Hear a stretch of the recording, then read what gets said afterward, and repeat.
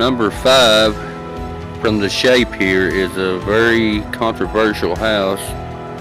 It had cops and multiple reliable sources see this entity.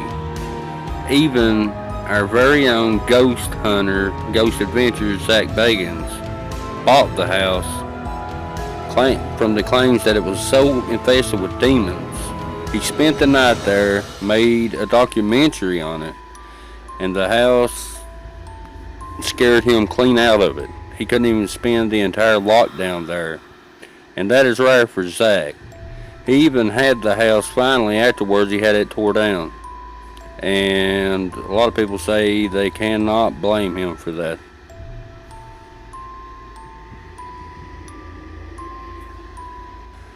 And of course, arguably the most popular house on this, the Amityville house, where the Amityville murders had taken place. Ron DeFeo killed his parents, his brothers, and his sisters while they lay asleep in their beds, all of them laying in their belly down position, and not one of them heard the gunshots. He was later confessed later that day and was arrested and charged with the murder, saying something in the house made him do it. But nobody's for certain of that. In comes Kathy Lutz and George Lutz and their kids 13 months later. Within 27 days, all of them rolled out of the house without their belongings, any of their furniture, just to get out of that house. Their stepfather, George, apparently also dabbled in a little bit of the occult, but for the rest, remains unknown for this house. The Villisca House falls number 3 from Villisca, Iowa. During the night of June 9, 1912, 8 people were murdered in this house. 2 adults, 6 children, ages 5 to 12.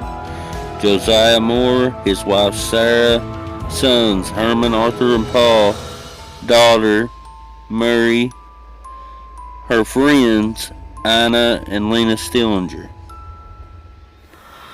They were last seen alive walking home from church at 9:30 p.m. A lot of it is unknown what exactly happened in the house, but they think that the killer hid in the attic until they were asleep, then used the axe he found to murder them.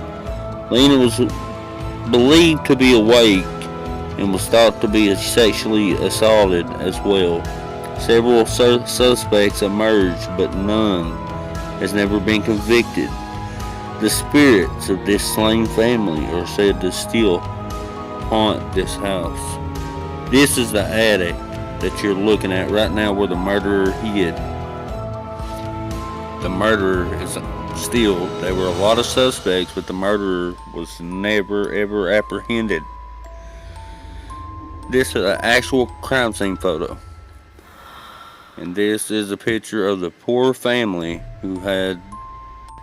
At number 2 is the Whaley House, San Diego, California, built in 1857. Owners Thomas and Ann Whaley had 6 children: Francis, Thomas, Anna, Amelia, George, Violet, Corin.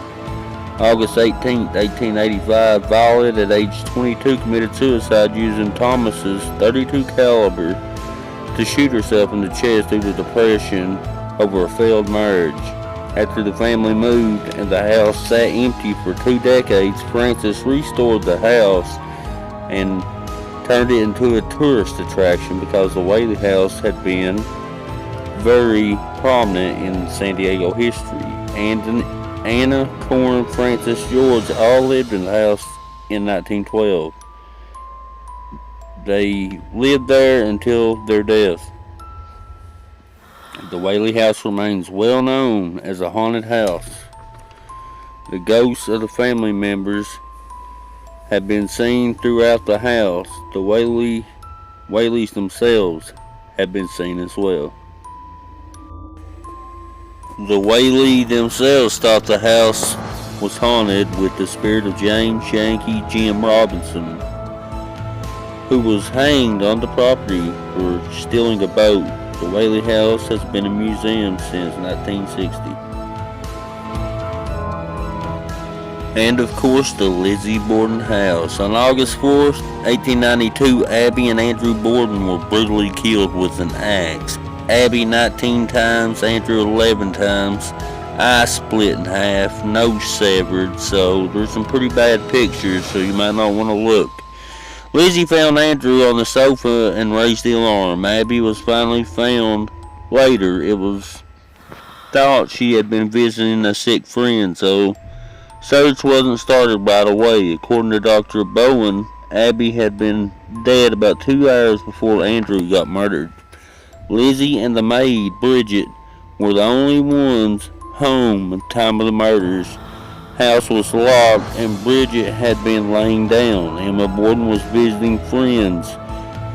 John Morse, their uncle, who unexpectedly arrived the day before, was out as well. There was enough circumstantial evidence to charge Lizzie for the murders. The defense attorney was able to show reasonable doubt, and she was acquitted. Lizzie and Emma moved to a new house, and that is where Lizzie lived for the rest of her days. The Borden house is now a bed and breakfast. Please subscribe to The Shape. Thank you.